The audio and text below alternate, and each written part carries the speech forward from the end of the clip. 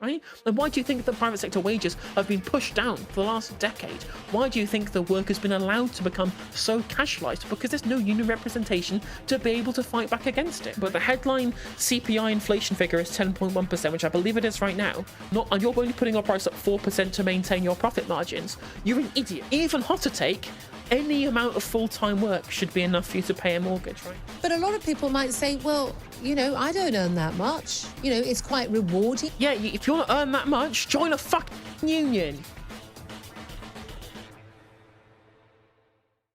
Considering that we've just done this big segment about Keir Starmer not backing the nurses that are on strike, let's watch Julia Hartley-Brewer get into an argument with a nurse over strike action, because we all know that talk radio DJs are the lifeblood of our economy and are far more important than people who work in our health service. And they definitely aren't people who have a vested interest in being able to, you know, cripple the union movement through rhetoric. So let's watch this argument that they get into.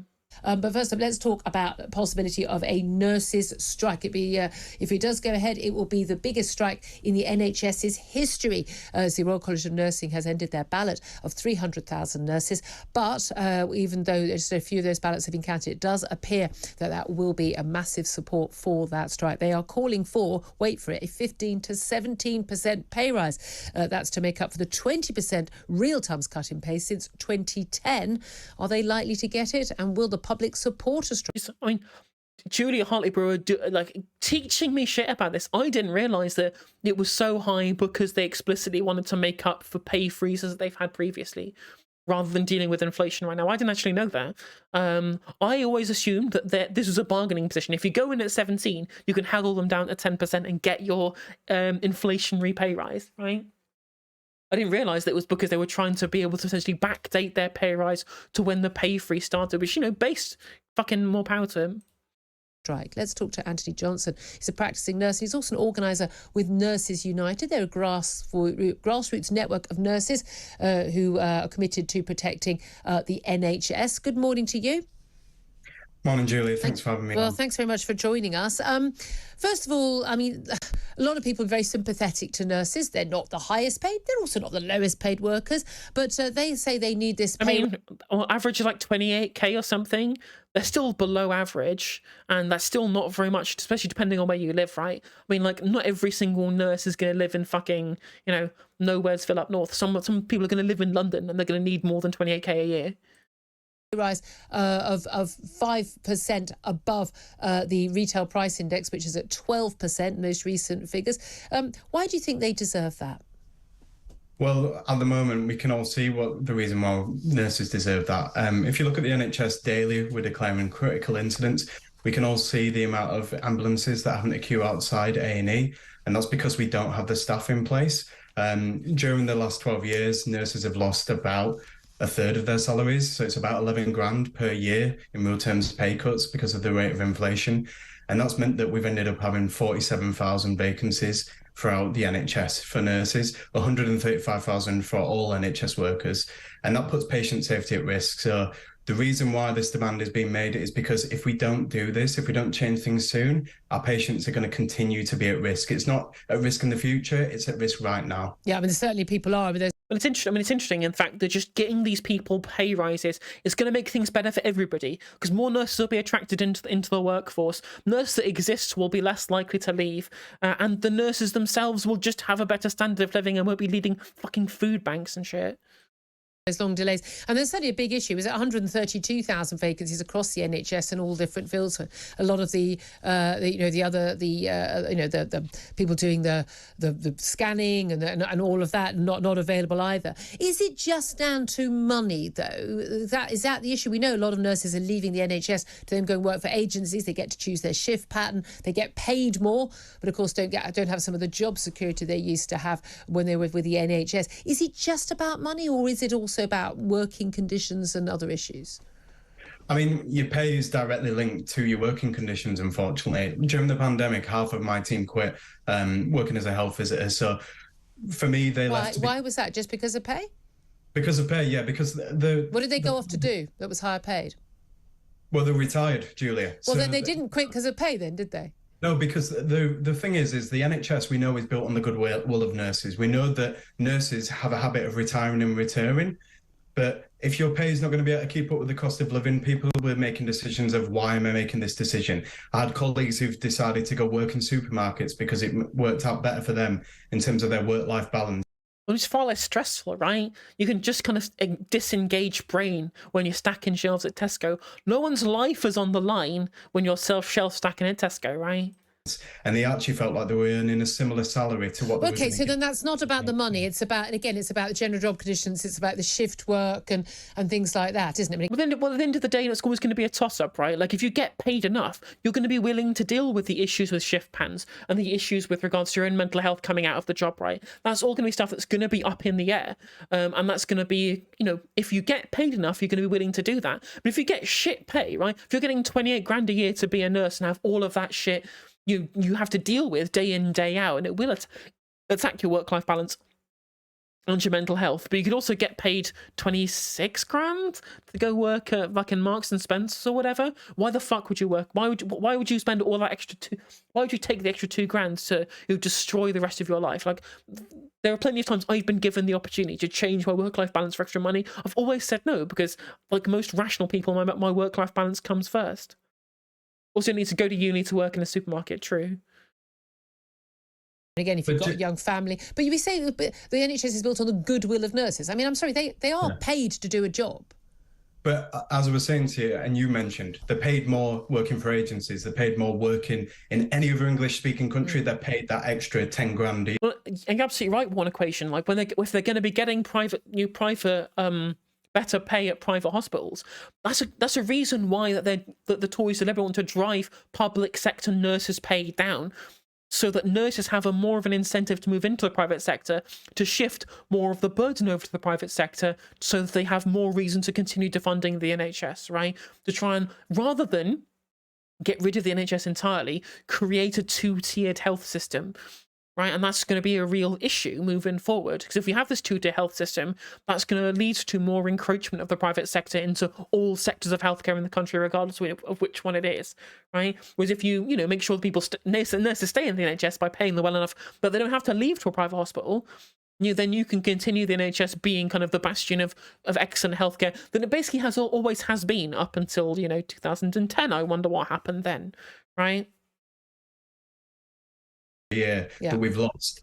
So the problem is that we can say that this is about working conditions as well, but they're directly linked. If you have a high pay, you end up having more people wanting to do nursing and more people wanting to stay in nursing, and that's what I mentioned. True. Okay. To me. This is the thing. I mean, we talk about exactly what we're saying in the Keir Starmer segment earlier, right? Like, the issue with the gaps being filled is because the cost benefit analysis that's gone into joining the healthcare service, it's the benefit's not high enough for the the cost that you pay to become a nurse, so people aren't going to join, right?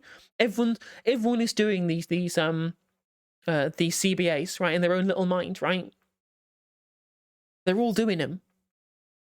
They didn't realize they're doing them, but they are doing them, right? And sooner or later, the existing ones are going to go, enough. I don't want to do it. It's not worth the money anymore.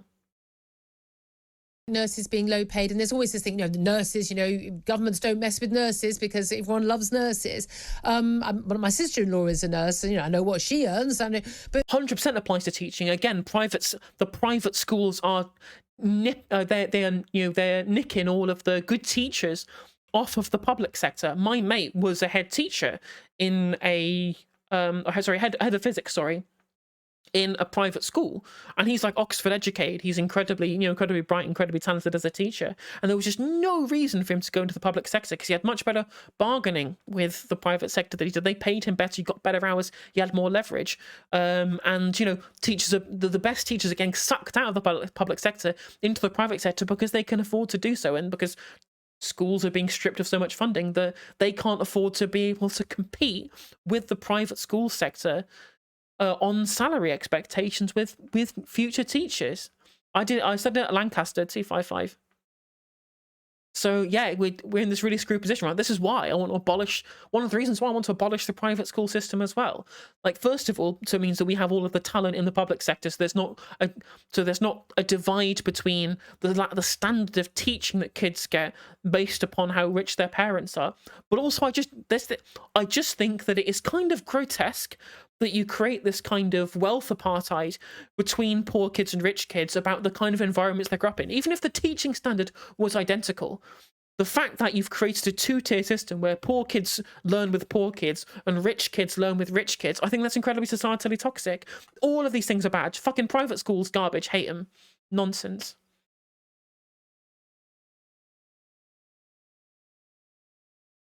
But we look at the salaries in terms of how much do nurses earn. According to the official figures from the NHS, a newly qualified nurse earns around £30,000. I think it's around looks like it's around the sort of the 27 to early 30s, depending on obviously their London waiting and things like that. A consultant nurse, so you've gone high up the pay scale there. You're looking at above 45,000, around the 50 grand mark. That won't be most nurses. Most nurses will be an experienced nurse. Will be earning in the mid-30s. It's not great pay. You're not going to be a millionaire and pay off the mortgage on this, but it is average pay or slightly above average pay. It is undoubtedly skilled work. But a lot of people might say, well, I don't earn that much. It's quite rewarding. Yeah, if you want to earn that much, join a fucking union, right? Start balloting, right? Get together and actually be able to bargain with your employer, right? Again, this is what she's trying to do. It's what the Tories are trying to do. It's what the right are trying to do the whole time, trying to create this divide between the public sector and the private sector, because outside of places where the private sector can outbid for nurses, right? People in the private sector who are stacking shelves at Tesco, for example, right, don't get quite as high a pay as nurses in the public sector. Because they're not fucking unionized, right? Fucking hell. Collective bargaining. Works in Denmark, it can work here.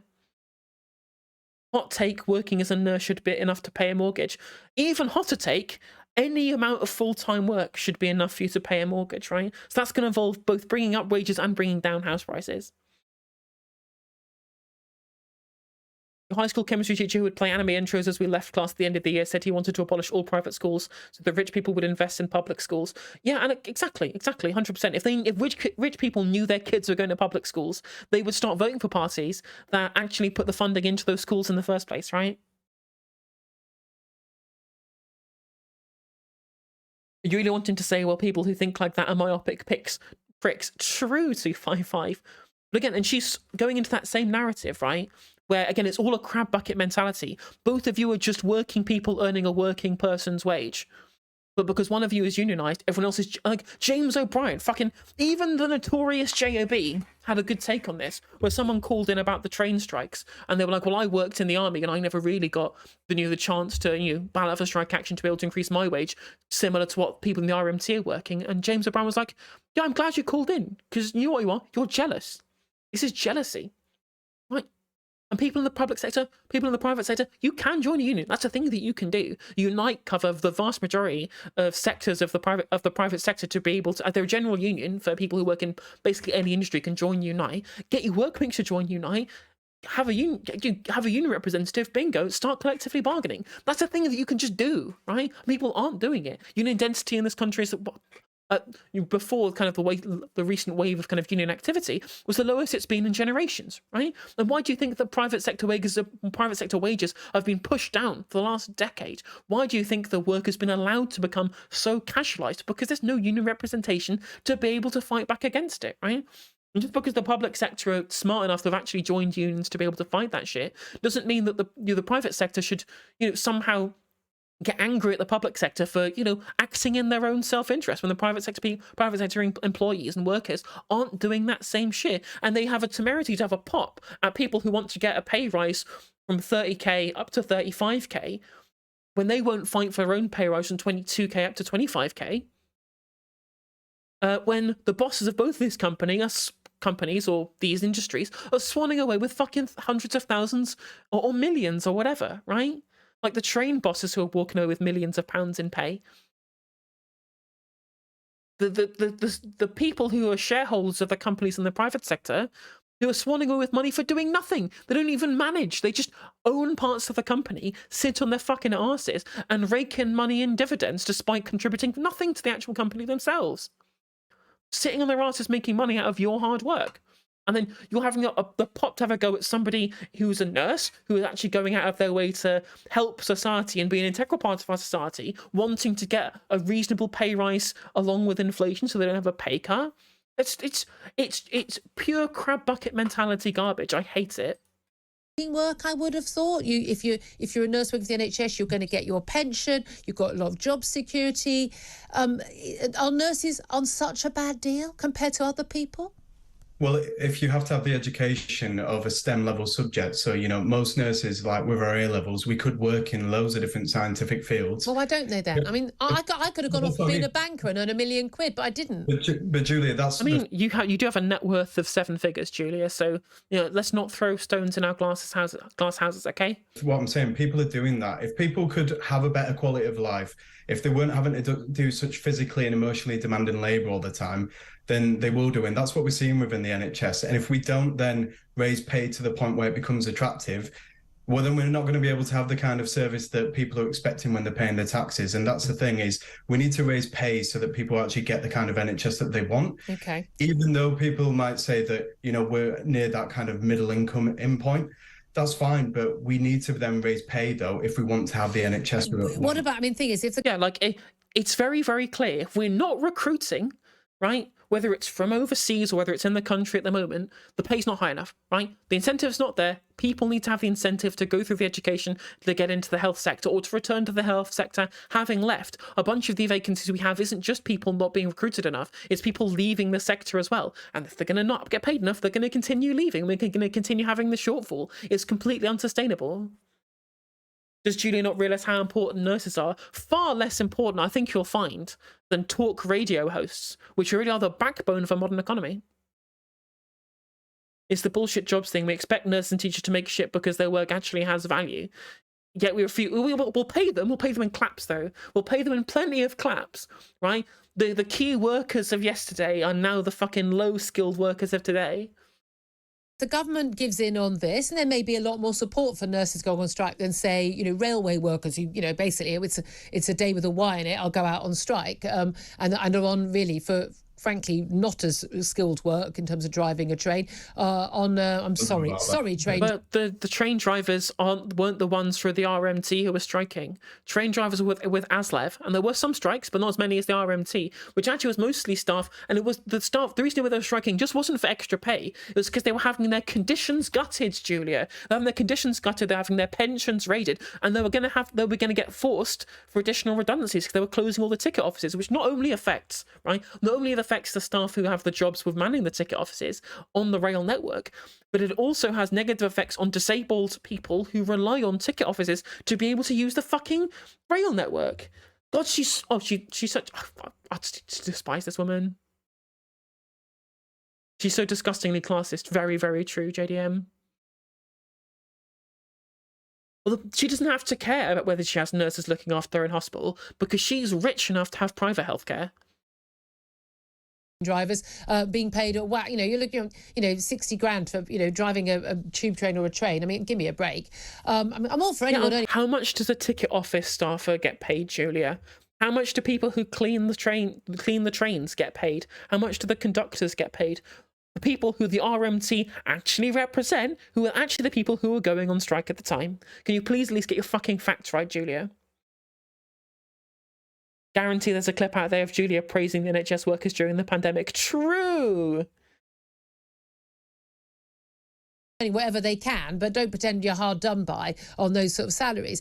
But this is the thing. There might be a lot of public support, but can the government afford to give in when there are so many different unions, particularly in the public sector, that are, whether it's, unison workers, whether it's, people working at the Royal Mail, anyway. If the government gives in to nurses and they get something close to this award, we're going to see strikes across the board, are we not? Based. Let's fucking go. But that's the problem, though, Julie. Why is it just accepted that nurses and all public sector workers cost, like our quality of life is going to go down. But everyone's quality of life is going down. But Most people Julie, in the public Then sector. everyone else should also go on fucking strike. People's cost of living is going up because of corporate greed, right?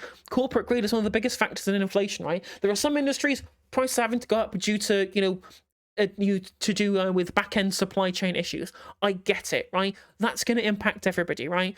But there are far more companies than whoever are putting their prices up because of supply chain issues are putting their prices up because they can. There's a headline CPI figure, and if your costs are going up 4% or whatever, but the headline CPI inflation figure is 10.1%, which I believe it is right now, right? And you're only putting your price up 4% to maintain your profit margins. You're an idiot. These people aren't going to do that because they're going to see a headline CPI inflation figure of 10%, so they'll put their prices up 10%. They have no reason not to because there's the expectation that the prices are going to go up. This affects huge sectors of the economy, one of the biggest drivers of inflation. Studies showing that, additional staffing costs of increased up is about 20% of it. There's about 30% of it is due to energy prices or to do with supply chain disruption, and half of it is just fucking companies raising prices because they can, or because of theoretical future interest rate rises that haven't even happened yet. Now, there's loads of different things that influence inflation, and it's not just more money equals more badder or prices go up equals more inflation, right? Like there was such a multifaceted problem. Sector are taking a pay cut, and private sector are taking a pay cut as well. Their bosses aren't paying them 12% pay rises. But Julie, I mean, if they joined a union and went on strike, maybe they fucking would. that's the thing that has been that's been written into the media. Although, to be fair, JDM, I think that I had queued this interview up because I assumed she was going to be more overall combative than this. Like, in general, I think this is I think people expect of British interviewers to be similar to American interviewers, where there's a clear partisan bias that they're pushing. Whereas I think that in most cases, British journalists will push back because that's what that's the journalistic expectation, for example, that no matter who you have on, you always present some kind of ulterior narrative to be able to question them on the fundamentals of the position that they're trying to espouse. And I think that's, for the most of what we've seen for the 60%, 70% of this video that we watched so far, seems what Julia is doing. Obviously, your points are stupid and idiotic, right? But the difference is that is she going to give as much scrutiny to someone from the right of the political spectrum? And the issue is, no, she isn't, and that's why she's a bad journalist. Discourse that we all have to see a drop in our life. No, it's not we all have to. I'm just saying the reality is the public sector are not uniquely being hit by this. I don't agree. Well, yeah, and the reason why they're not being uniquely uniquely hit by it, but they are uniquely getting to do something about it, it's because they're unionized, Julia. If the private sector wants to go and unionize, they can just fucking do it. I mean, that's true, JDM. Obviously, they are objectively terrible arguments, right? But she has you do at least have to present some kind of alternative position so they can argue against you. Otherwise, what's the point in bringing someone on if you're just going to agree with them all the time? The issue with Julia is that when she gets a right wing wrong, she just continually agrees with them the whole time. If it's some kind of issue about trans shit, she'll bring on fucking Helen Stanland or whatever, Helen Joyce, and then just go, oh yeah, do you not believe that trans women are bad? Yeah, I believe they're all bad, and they're all gonna sexually assault all women. Yes, I also agree with that. We agree that trans women are bad. Yes, we do agree with that. Brilliant, excellent interview, right? Because obviously she doesn't question them in the same way that she would do if it's someone from the left of the political spectrum. That is the reality. I mean, we've seen massive profits in terms of, corporations. We've seen massive profits in terms of tax havens. That would mean that rather than giving, tax cuts to bankers or letting them have the bonuses, why don't we actually invest in the things that people want and need? I'm all in favour of that, but the reality is, unfortunately, and I'm all in favour of, we should be doing business with any businesses that are based in tax havens and things. Yes, let's step down on that. But at the end of the day, if you've got more than 1 million people employed in one particular sector in the healthcare service, you give them all a 15 to 17% pay rise to make up for the austerity years and for what's going on right now, you're going to break the bank. Yeah, 100%, JDM. Yeah, me too. I'm all in favour of that. Yeah. She's only in favour of it in the abstract, rather than in reality, because she knows that if she didn't say she was in favor of it, like that would, because the conservative line on this is it would be great but we can't, right? If you suddenly said we don't want to do it because we think it's bad, you'd lose all support. You have to run on the explicit line of saying we all agree that this is good, but it is impossible. When it isn't impossible, we could absolutely do it. There just needs to be the political will to do it. That's where the kind of point of inflection lies there. Yeah, you're absolutely right.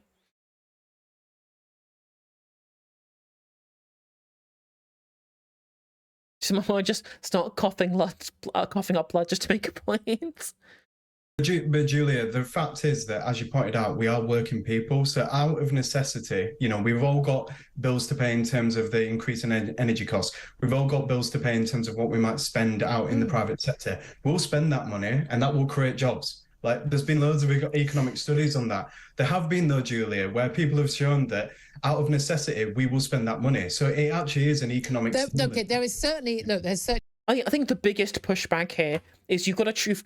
What he's not done is he's not explicitly pushed back against this public versus private sector narrative, where the obvious pushback is if private sector workers are unhappy that they're not getting a pay rise and we are, they need to go and join a union and then use that as a kind of obviously you've been given this platform here. You've got to be able to use that platform not just to be able to push your own personal platform, but also to be able to agitate on political grounds, right? And you've got to be, and that the perfect pushback is like, yeah, we get to bargain over our future pay to make sure that we can beat the cost of living because we are unionized. The reason why the people who you're trying to appeal to can't do that is because they're not unionized. If they were, suddenly they would be getting similar pay rises to what we're getting because they'd have the ability to collectively bargain like we do. The marginal propensity to consume. I did my economics A level. People on lower incomes are going to spend that money, not save it. Yeah, a tax cut to the very rich is no good because they're just going to keep that in their savings. It doesn't help the general economy. I get that. However, that money has to come from somewhere, and that money is going to come from taxes, or either taxes in the future from borrowing, or tax rises right now. So, or other cuts to public. Yes, let wealth tax rich people. Let's fucking go. Services. It's going to have to be paid for, and that comes out of the economy as well, doesn't it? Yeah, but that's what I'm saying. But that's what I'm saying, though. There's ways that we can raise taxes progressively. And also, if you do like a wealth tax and then you pay nurses that money, they're just going to spend that money back into the economy, right? Public sector wages are like the least economically impactful part of the budget because these are people who just end up spending their money anyway back in the economy. It helps drive economic growth by by increasing the amount of economic transactions, thereby increasing GDP, rather than, for example, that money going off to some fucking into the dividend payout of some private healthcare company that's extracting huge amounts of the budget of the NHS for a piss quality service, right? Or, for example, to pay the PFI debt racked up by Blair in 97 to 2010. And there's ways that those decisions are not currently being made at the moment by this government. And that's what I'm saying. We could do those things. There's loads of things that, people sometimes from a right-wing slant bring up this idea of, we've got to have more efficiency savings within the NHS. We've got things like private finance investments that we could get rid of. The cost, something like 4 billion is the internal market. But that was Daddy's bringing up PFI is good. Brought in by Tony Blair and Gordon Brown, wasn't it? Yeah, but I'm not going on and being political about this. I'm saying let's get rid of those things that are causing debt. Well, unfortunately, those are legal contracts. I mean, I think, they were appalling. They've ended up costing the NHS absolute fortunes. And again, that therefore taxpayers. I just wonder if this is the answer. Do you think, finally, do you think this nurses' strike is going to happen? I think that we're going to see nurses going and standing up and putting out a voice for their patients. Yeah, I think that nurses have been frustrated by the situation as they see it. Okay. I think that patient safety isn't going to improve if we don't take action. So, yes, they are going to have to do that. All right. Anthony Johnson, thank you very much indeed. He's a practicing nurse himself. John Major brought it in, but it was massively expanded by Blair and Brown. Organiser with Nurses United.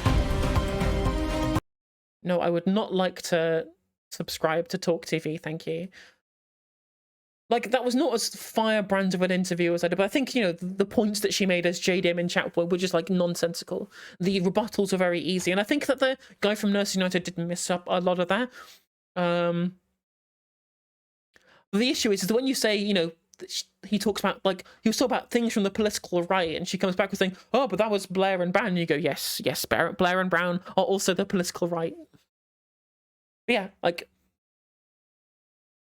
it's just frustrating, like the framing that goes on, which wouldn't be framing in a pre-neoliberal age, right? The framing would always, in a pre-neoliberal age, there would have always been around, if everyone should be doing this because everyone should be unionized, and there should be less money being given to bosses and being given to shareholders, and more being given to the people who do the fucking work, build the wealth of the civilization, right? That's a conversation we would be having pre-1979, but in the neoliberal age, that just doesn't happen anymore. I mean, to be fair, under Blair and Brown, nurses were getting their pay rises, so they never needed to go on strike, and this conversation wasn't happening then regardless, but that was all paid for through private finance initiatives, so it's all very circular. But obviously the answer is make sure more money is coming into the exchequer by having more SOEs. It's that fucking wild shit. It's amazing how you sell off all of these state-owned companies in the 80s, and suddenly you have to raise taxes to deal with the fact that you've got a massive budget shortfall. It's the Ash Sarkar thing, which has to be like, I'm a communist, I hate both parties. Yeah, exactly. But yeah, future YouTube viewers, you can also like and comment and subscribe and become a member for 99p if you really want to. And you also hit the bell on YouTube, which will notify you when I go live, which I am right now on YouTube. All of those people talking down this side of your screen here, yeah, they're all watching live. You could be doing that too if you ring the bell and watch this live, or you can just watch the segment because you're probably watching this in 2x speed like I would. But even so, you can also become a member for 99p. That's the thing you can do. Cheers.